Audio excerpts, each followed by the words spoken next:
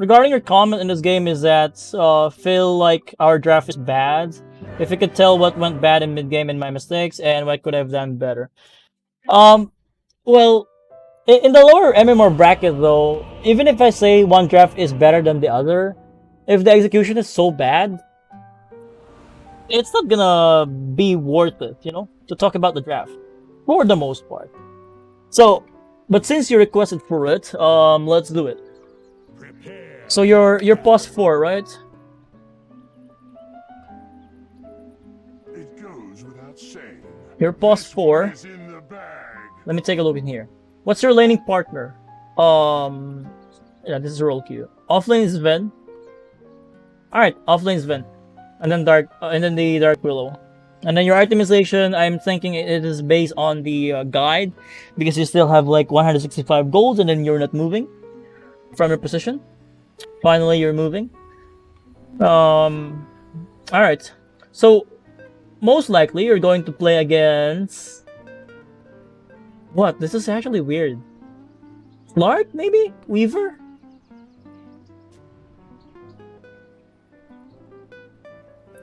Wait.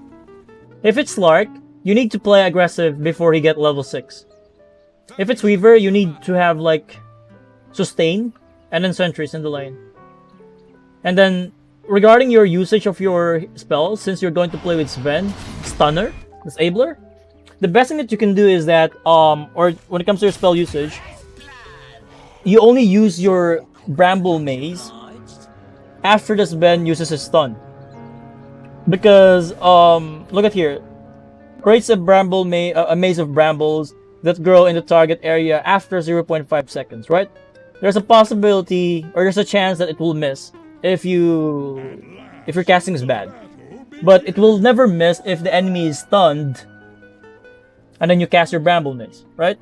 So you have to wait for this Sven to use it first. So if it's going to be the Slark and the Spirit Breaker, that means there's no way that you're going to die in this lane, right? Because they're going to rely on the right click to kill or to deal damage.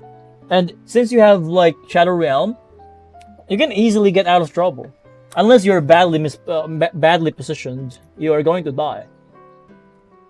You're going to die if you're badly positioned. So here, yeah. You got rooted. You managed to root the Slark even though it's not intentional. Just luck. Yeah. So let's see it in here. You're right-clicking the Slark, harassing. Nice. I liked it. But what's the problem in your harassment? What do you think is the problem in your Kaka? See it right here? You are attacking the Slark in here, and then the Miller Crypt is chasing you already, right? But what you did, you're still attacking the Slark. You never bothered to go for Crypt Aggro. Crypt Aggro. You actually lost like 100 HP, just like that. You need to know the Crypt Aggro. Crypt Aggro. And then he's going to block the camp in here. Yeah, I knew it. And you're busy on the Spirit Breaker. No, you should be busy on the Slark. I mean, what is the chance that he blocked it with the Sentry or Observer Ward, right? You didn't see him. You didn't scout his inventory. So this is a really low chance play that is blocked by the Sentry, right? He might even plant it in here, and then you'll never be able to destroy the Sentry, right? It's not even in the range, right? This is a really low chance of being successful. Because you didn't even bother to look into his inventory if he has like Sentry or Observer Ward. I think it's actually fine that the enemy is pulling like this, because you will have the double wave, and then what will happen in here, like the last time, your team is going to play around here because of the double wave. It's actually fine. But what's not fine is that you are not harassing this Slark at this point of the game, like here. Why do you need to? This Spirit Breaker is useless right now. So useless. Very useless. Because he's still level 1. He doesn't have mana. He doesn't have bash. Once he gets level 2, he will be able to do something in the game. But right now, he's only a punching bag. Okay? Only a punching bag. So, When it comes to the Slark though, or in the lane, if you kept on harassing this Slark, most likely you're going to force him to buy more consumables. You will be able to deny his items like Power Tread, Shadow Blade, whatever it may be, because he will be focused on buying consumables early, right? So you should be harassing that guy. Alright, do you get my point here, Kaka? So look at here, right? You're wasting your time in here. If Sven knew that you were there, seeing that level 1 is still Slark has still Essence Shift in here, stun, and then Bramble Mace, that's easy damage right there. The damage is what? 120? And this one is 95, so it's like 205 damage? Magical damage. And what about the right click, right? The stun is like 1.25, and then your stun, or your root, is 1 second. So it's like 2.25 seconds stun. And you might even be able to do like 1 or 2 attacks in there. That's a lot of damage for the Slark. Even though he has the sustain in here, if you manage to burn his sustain or force him to buy the consumables, it's gonna be a big win for you. Big win for you. Because that's the support does. You stop the enemy from farming by pressuring it, and then you enable your core, your Sven, or your laning partner, whatever it may be. You know? But instead, you're busy on the Spirit Breaker. That Spirit Breaker is useless right now. Just let him be. But if it's level 2, it's gonna be dangerous. He uses stun. That's it. Good thing it's not being denied. What? You just place an observer in there? Well, I'm actually thinking that the Spirit Breaker did not check your item. But if he did, he will recognize that you planted an observer in there. What if there's a Smurf in this game, right? That Smurf already know it. Ah, it's actually in the rages. Interesting. I thought it's not in range. Now the Spirit Breaker is level 2, and this is what I'm talking about, the equilibrium, right? Since the enemy pulled, it's double wave. And you're still level 1. And yeah, check right here, Bramble Maze. It's so easy to dodge it. That's why you wait, what? I take it back what I said. Because the enemy is stupid and he went back in there. So yeah. Again, what I've mentioned is that it's so easy to dodge the Bramble Maze unless the pathing is really tight, like in the trees in here. It's so hard to dodge the Bramble Maze in there, the roots. But only if it's in there. But if it's in the lane, it's really hard to land unless the enemy committed mistakes in there. Dire's middle tower is drowned. So what we will do in here,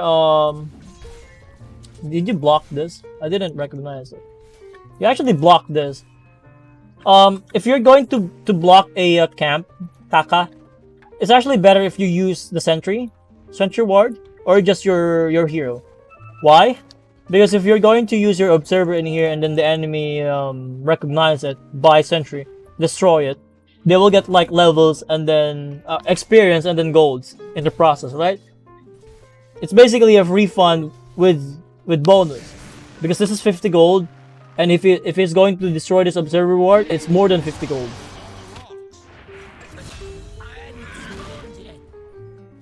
See it right here? You actually killed the Slark. Imagine if you did this much earlier, instead of waiting or finding the Spirit Breaker, right? Imagine if you did this much earlier. You could have killed this Slark like 1 or 2 or 3 times already if you focus on the Slark, because the cooldown of your spell is what, 20 seconds, and the cooldown on Sven is what, 16 seconds. And yeah, 115 golds for your observer ward, right? See it there? Sentry ward is only 50 gold, but you gave him more. It's a feed. So let's fast forward this. Going to pull, which is fine. Partial pull. Sven is going to farm it. And then Spirit Breaker, you need to make a call that Spirit Breaker is missing. You have to make it. You can actually buy Sentry too. Or I mean, Clarity as well. Yeah, you made the call even though the Spirit Breaker is already in bottom. Managed to use the charge already. You know, the communication must be faster than this. And yeah, you miss again. Although the Slark actually messed up again. Easy kill again. No, not okay. Fairy Fire. Salve. Alright. At least you managed to force the Spirit Breaker back into the lane. And then the Slark, level 5. But once the Slark is level 6, you will never be able to do it again. I mean, you can try, but it's gonna be a waste of mana in the process. Because he will just regen his HP back with Shadow Dance. And then, before level 6, only one time you killed the guy. Which is really underwhelming. Dire's middle tower is under pressure. Spirit Breaker missing. Spirit Breaker is actually here. This Slark is going to get level 6, man. You have to pressure this Slark before get level 6. Because once the Slark is level 6, like this, you're just wasting mana. Is drowning.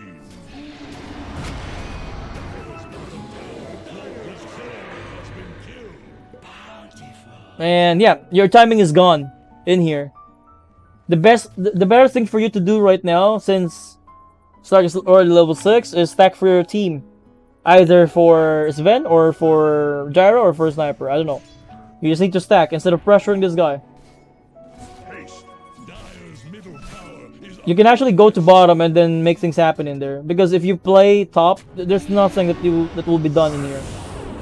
There's nothing that will be done in here. just drowned in a pool. You can TP right now. What are you waiting for? Ah, you went back. You really want the Slark. Nah, you're way too late. You're way too late. Your Gyro died. You're way too late. Right? Because there's no need for you to play in the top lane in the first place. I'll take that. You failed to recognize it. And then you're still going back to the top lane. Like what I've mentioned. It's never gonna happen. Hello, Poodles. Keep going. It is a wasted effort in here. Look at the graph in here in the left side. This is bug. Like 21.5, but in reality it's actually not. You have to close it and then open it again.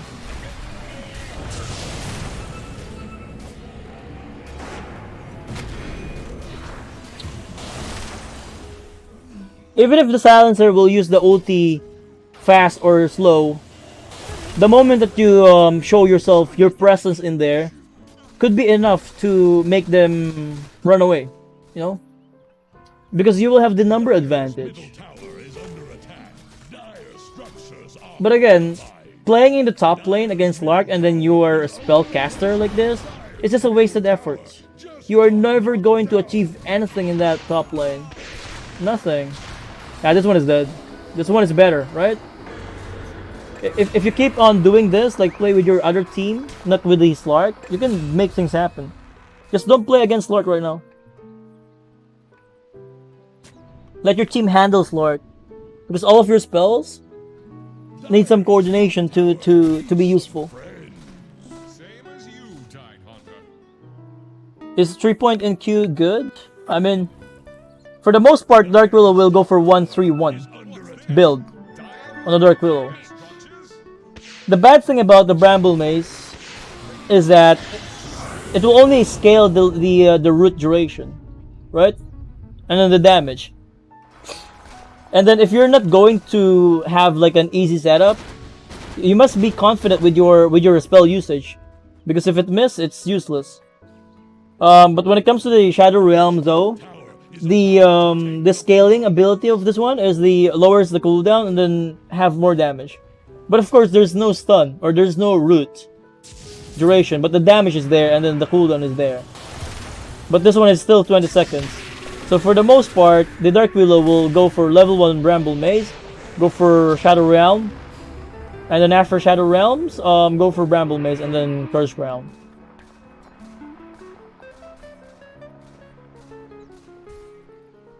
Dire's top tower So yeah.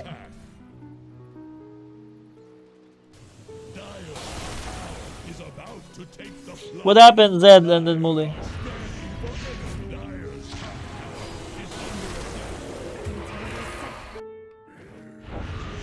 Playing aggressive and still not backing off. Yeah, you're done. You're dead. Catch up with me. God, I hate that little runt. Dire's top tower is under attack. Throw a line to Radiant's middle tower.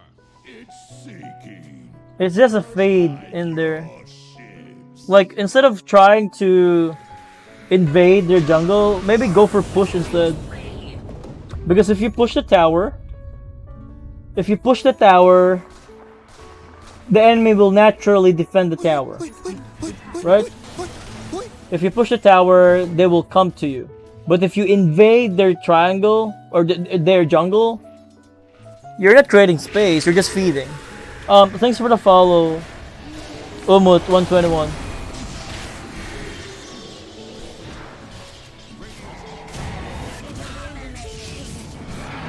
And feed again. You're way so aggressive though. Like, it's not even worth it to kill the Spirit Breaker +5 just for your life. You're position 4 after all.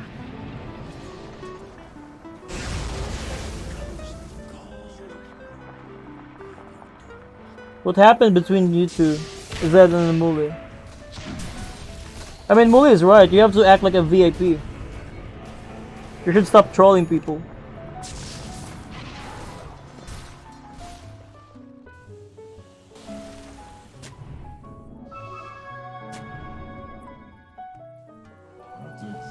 It only seemed like always the case, because Muli is the only moderator in here that is being online aside from Dane, you know? Of course, it's his job to moderate the chat. I mean, I can try to moderate people too, but it's kind of different, you know? Radiant's middle tower is under attack.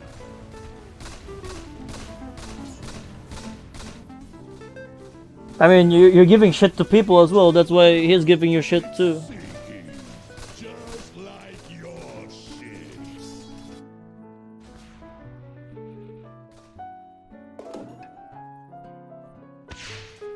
Moderating chat is really stressful, you know?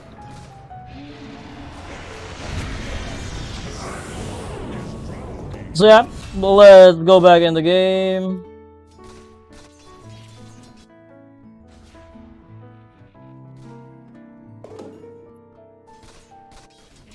Alright, since the issue is not yet done, let's talk about it, okay? Before he actually talked back to you, you said that it's time to backseat, right? Even though you have used the kappa word in there, like for the sarcasm, you've been sarcastic for quite some time. And that's the thing that he don't want. Even me, I don't actually want too much sarcasm, you know? Saturday is really special for me. Like, this is supposed to be like learning Dota 2 properly, you know? So, did he say anything?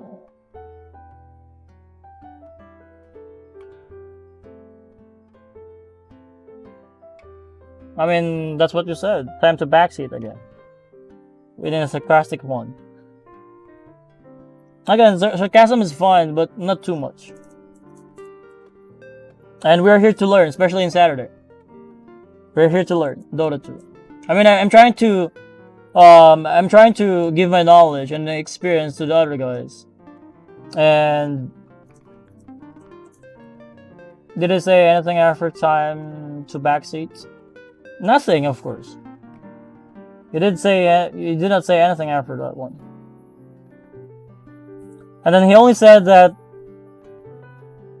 just don't try to troll and stop Noah from what he's doing. Like, technically, you're trying to stop me from doing what I want to do. Like, there should be a discussion. Like, focus on the game and then learning.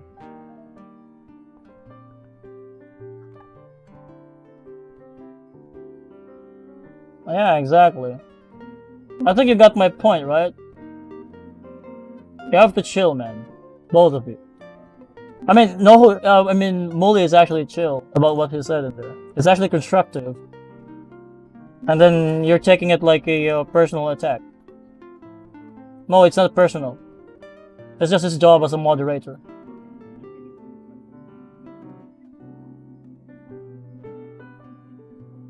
Are we good? Do you get my point, Zed? Or maybe not yet. I don't know, man. You have to chill.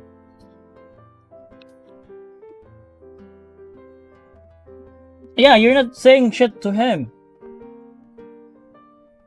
I got it. But you're indicating because of your sarcasm. Right? Because there's sarcasm in there. That's what.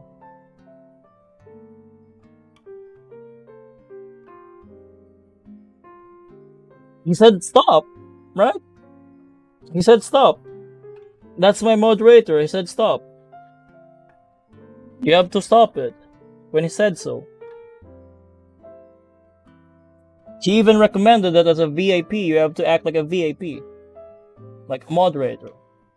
Not like a troll, which is actually true.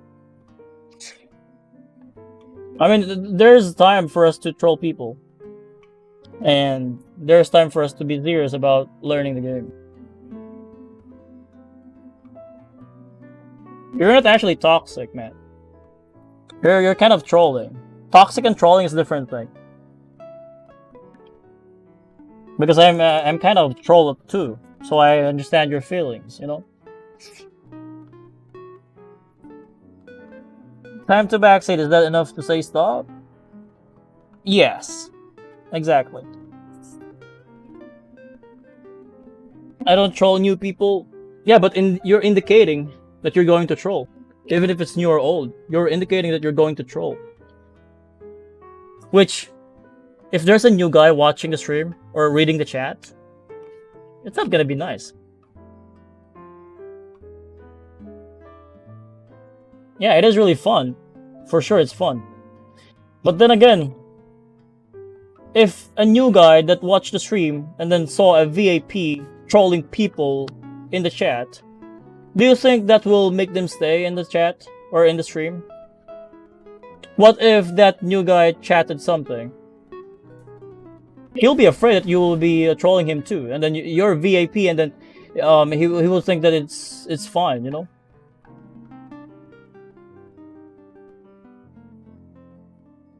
If that's the case, no one will have any viewers in any stream. You're generalizing it. You're not putting yourself in the other shoes. Oh man, this is really sad. I don't want to do it, but you're forcing me. You have to chill, man. Time out for now. You have to chill, man. I'm telling you. You're forcing me to do this. You're getting too emotional about it. Yeah, well, look at the other guy. He's even saying that I must kick you. See it right there? That's hatred right there. For what you're doing. Right? Not just me. You have to have a different perspective about being a VIP. If you stay like this, I'm going to strip your VIP role. And I don't want to do it as much as possible. Well, it all depends on you if you want me to do it. It's a big responsibility in the first place. That's why only my girlfriend and you got the VIP role. Right? Remember that. I entrusted you that role. Because I trusted you. And then I know that you're gonna act like a VIP. What does a VIP give you anyway? There's a lot of them. I mean, aside from the badge, you know. When it comes to the Streamlabs settings, like protection on the link, paragraphs, emotes, you can pretty much bypass those rules in the cloud bot, in the chat bot, you know. You can bypass those things if you have that role. So yeah, I don't want to talk about the VAP role anyway, so let's go back into the game. I'm sorry for that one. Let's go back in here. Sorry for that one, Kaka. Alright, so let's go back in here. I'm going to ignore it next time. So let's go in here.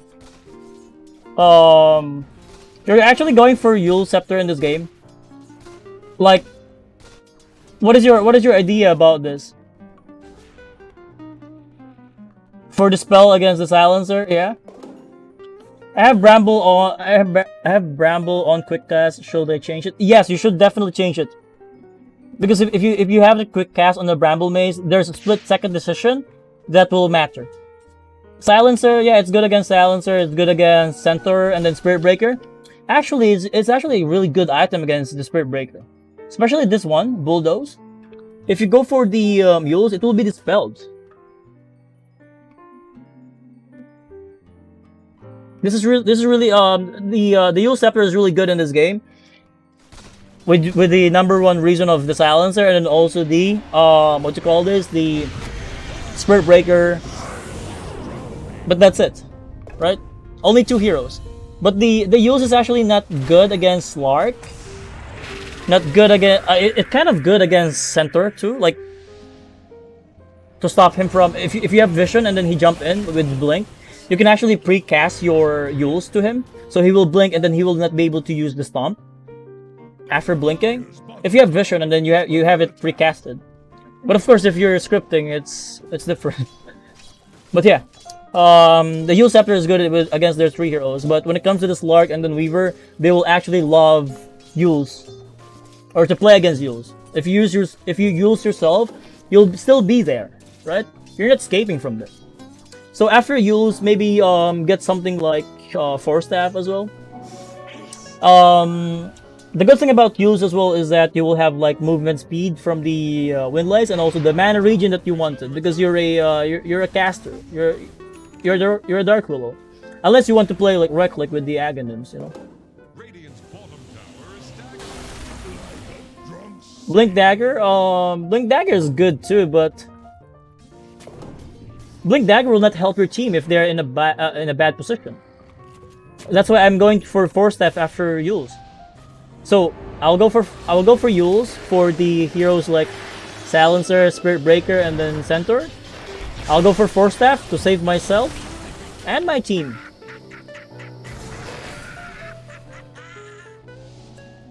But going for Blink is really selfish item. Just like this position 5 Bounty Hunter, right? Look at this position 5 Bounty Hunter. He's actually going for Desolator instead of any defensive items to make him survive more.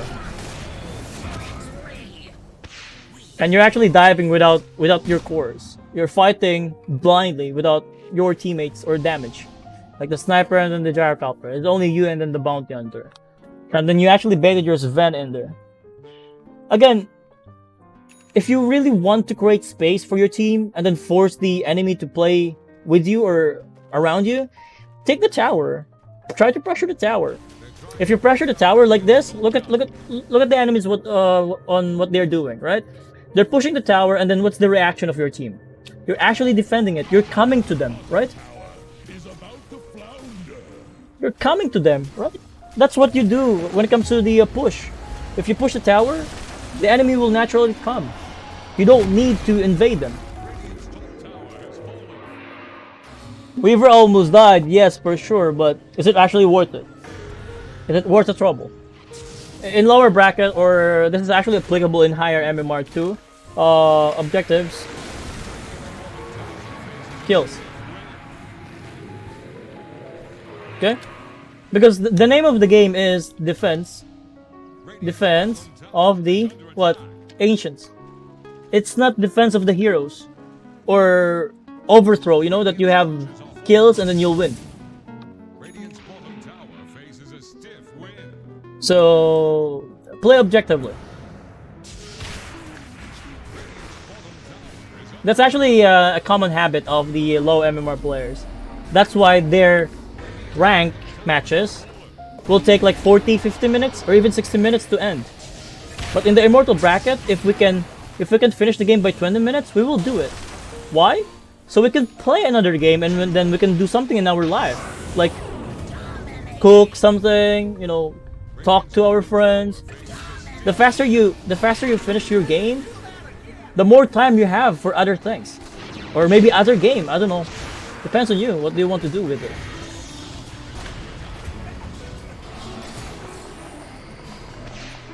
And now you're winning the team fight, right? You're actually stronger.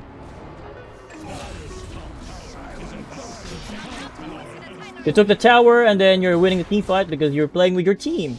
This one is much better than before. That you're only playing with the bounty hunter.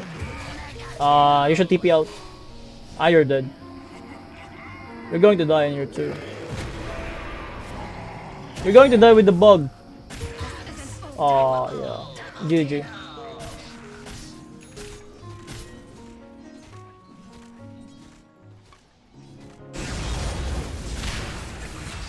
Then kill the center, and then that's it. No objectives. See it right there? The cooldown of the God's Ring is actually high to be considered as something like Metamorphosis. If you're just going to use this God's Ring just for that kill, it's not gonna be worth it. The bug bites through Dark Willow's Shadow Realm. I think it only reduces the armor. Let me check it in here.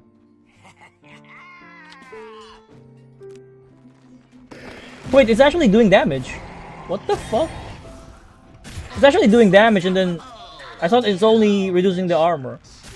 That's new to me. That's new to me.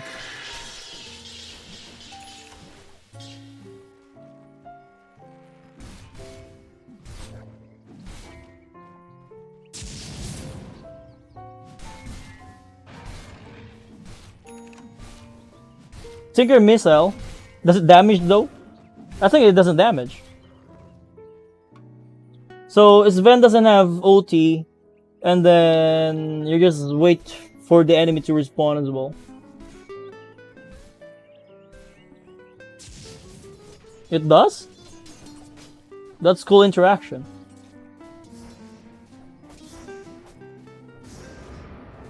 Look at the game. 3 heroes or 3 lanes at once. They're not actually playing properly. I mean, it's fine, it's in lower bracket. So if that's gonna be the case, you should get every last in here, and then don't try to hold the lane.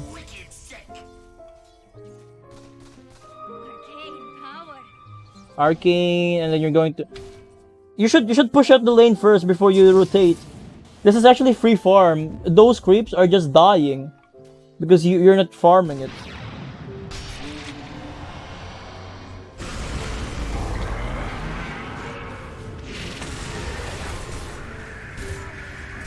Arcane Rune, Bedlam. What? You don't actually need to go for Yules in there. Is it actually necessary for you to Yules? I mean, you just let the guy survive.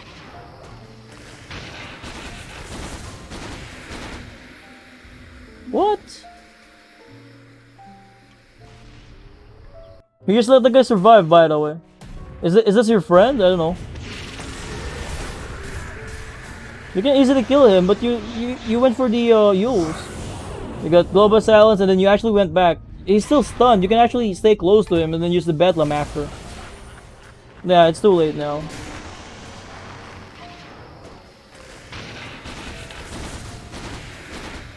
The activation of the skill disjoins the projectile, but during the skill activation, the missiles tracks and deals damage through. That's a really interesting one. A really interesting mechanic. I mean, before it's not happening like that, right? Or maybe there's a change with their coding in here. Blade Mill. Oh shit. Kill him. Ah, that's fine. He almost died. Radiant's bottom tower faces a stiff wind. Yeah, kill is the kill. And you're going back to base. You're actually going. You're going to proceed with the Blink Dagger. It's really aggressive for me. And another thing is that your bounty hunter is not playing as a support like post 5. He's just warding, but his itemization is for a core. So that's why I'm actually thinking that you should go all in for the defensive. Like Dual Scepter and then Force Staff. I'm actually worried about your Blink Dagger. You might be going in and then feeding again. What's the result? Your average, dude, in the demo. Is it still the same? I mean, before it's not really like that before. That's why I'm kind of not sure. Got the kill, playing with the team, get the track kill. Where to next? Again, look what you're doing, right? Instead of pushing to the mid lane, you're actually trying to chase them out, right? Which is gonna be difficult for your team to get something. There are actually 2 heroes in there. But imagine if you just push mid lane, pressure them, right? There's no global silence. And then there's no Spirit Breaker, right? So stop chasing the enemy, right? You're even bought back. And then what will you get? Yeah, good thing you have the detection in there, but that's it.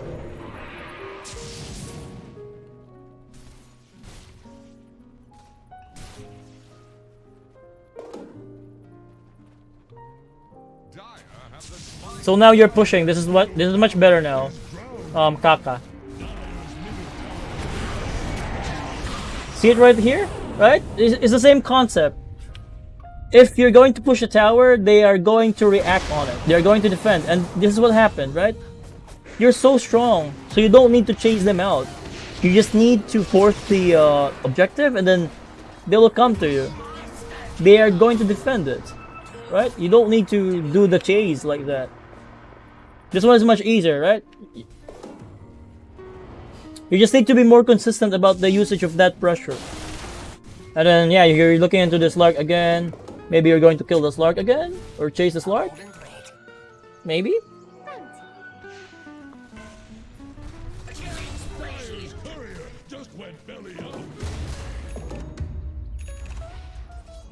Look at your team. Yo, you're average, dude. That's really nice. That's really nice info that you're giving. I mean, for the most part, I'm not even seeing Dark Willow in my games, so maybe that's why.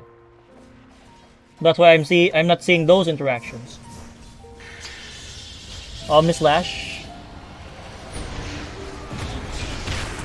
I mean, Jug is not being picked too.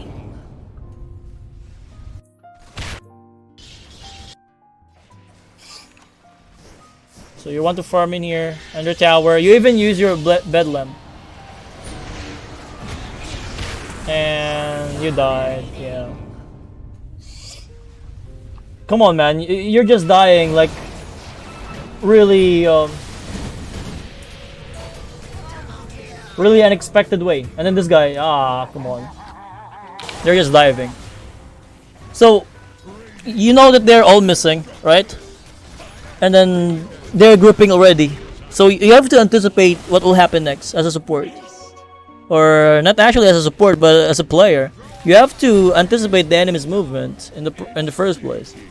Because if you manage to read what they're going to do in the game, chances are you're going to take advantage of everything that they're going to do. And then outplay them, right? You have to outplay them. If you want to get out of this bracket, like Guardian bracket, you have to play better than them. You have to predict what will happen next. Because the higher MMR you go, the harder the games are, and the faster pace. So if you're just going to play like this, like you are not going to anticipate the enemy's movement, and then you are not going to itemize properly, you're going to lose a lot of MMRs because of this. And also your spell usage, you know. The higher MMR you go, the more punishable, or the harder they punish. And then here you're reacting again. I mean, maybe a habit, I don't know. But all of your vision is in the bottom area, right? If you go for the bottom area and play in there, the only objective that you will get is only the tier 1 bottom, which is not gonna be that significant in 34 minutes into the game. And yeah, you're kind of late when it comes to the Roshan fight. If you manage to read the map in there, like before they kill the gyrocopter, you could set up the wards in there and then play together as a team in there, or play behind the gyrocopter. And then that kill won't happen. More likely you're going to kill them all. So anticipation, and then also the play in the right side of the map. Like again, if you're going to play bottom, what's the objective that you're going to take, or that you're going to get? You know, only tier 1. If you're going to play in here, this one is defensive, right? But this one is much important. Roshan, because with Roshan they can easily go high ground and then try to push their advantage, right?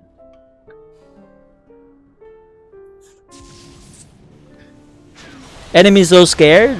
I don't think the enemy is actually so scared. They're actually sticking together now. You should go for...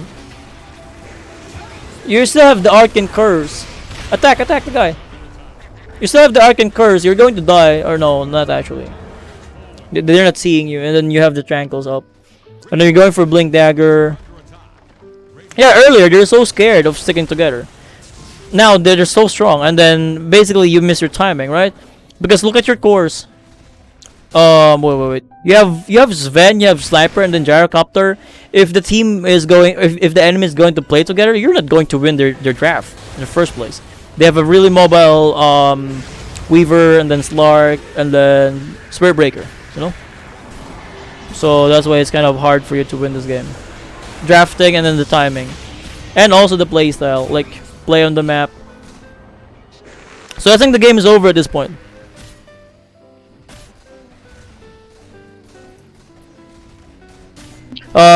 I wonder if you have any questions for me, Kaka, because the Blink Dagger is not going to change a damn thing in here, right? Imagine if you have 4 stuff in here at least. You can actually bail out that Sven in there. Overthrow game, you notice that? That's nice. For the most part, I actually think that the Dark Willow's Shadow Realm is something like Fate Shift of Puck. That will put you in a different realm or world that you will not really receive any damage, you know? Aside from ground spells. So yeah.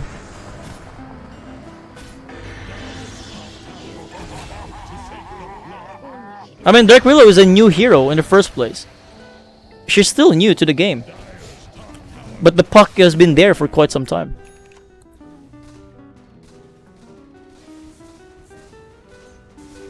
It's really more of a Ghost Scepter for me. Ghost Scepter, and then being unable to be targeted with single spells. But with the ground spells, there's always there. No questions? That's good to know. So basically right now, you're just waiting for the enemy to commit mistakes and then win the game. But if the enemy will play together as a team again, like what they're doing, they're going to win. And I think you lost the game. Yeah, that's what I thought. So yeah, GG well played. When it comes to the summary of your replay in here, you have to learn more about the team composition. Like, you wasted a lot of mana trying to go for the Bramble Maze alone, or initiating with the Bramble Maze, where you could ask for the Sven, like, or even tell the Sven, bro, Sven, I will not use my Bramble Maze until you use your stun first. Okay? Because it's going to be a guaranteed route if that's what's gonna happen. And also, you did not focus too much on the Slark instead of going for the Spirit Breaker, right? What will happen if you shitted, or if you harass or kill the Slark so much in the early game? In their team, they will be an infighting, you know? The Slark might be blaming the Spirit Breaker for not helping him or supporting him in the lane, and then the Spirit Breaker will be saying that you're a noob and such, you know? It's going to tilt the enemy. So, I mean, for the most part, if you are, or in any team, if you are losing, it's actually easier to point out fingers, blame others, flame others, then motivate your team to do better, you know? That's why, for the most part, I will not remember guys that played so well but so toxic. Every mistake they have comment, you know. I will not remember those guys. I will remember the guys that whenever we're losing, they're still trying to win the game, like positive, and then encouraging the guys. That's really remarkable. Then flaming while losing, that's really common, you know. That's really common. There's a lot of interesting interaction in Dota. Yeah, there's a lot of them. That is not being indicated in the game itself. You have to go through the pain of learning it the hard way, or even go to Dota2pedia, or even in some YouTube channel that will like Dota what the fuck thing, you know. So yeah, I'm going to put a check mark on your request in here, Kaka. Thank you for your time, and hopefully you'll be able to apply those things in your next games, and then you'll be able to improve more and calibrate it properly.